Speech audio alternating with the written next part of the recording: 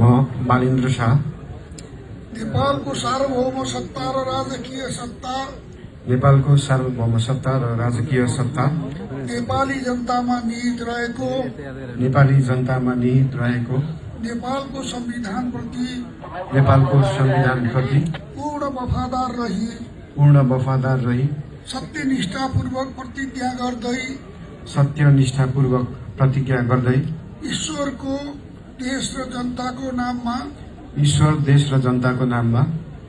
शपथ लिन्छु कि प्रधानमन्त्री पदको जिम्मेवारी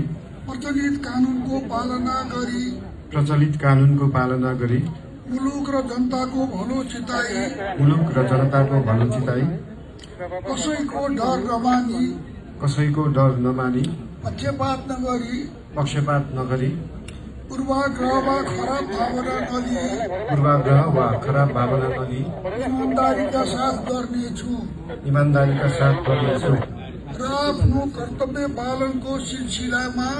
र आफ्नो कर्तव्य पालनको सिलसिलामा आफूलाई जानकारीमा आएको कुरा म पदमा बहाल रहँदा वा नरहँदा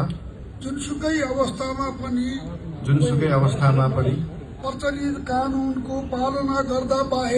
प्रचलित कानूनको पालना गर्दा बाहेक अरू अवस्थामा कुनै किसिमबाट पनि प्रकट वा संकेत गर्ने छैन। धन्यवाद। यसपछि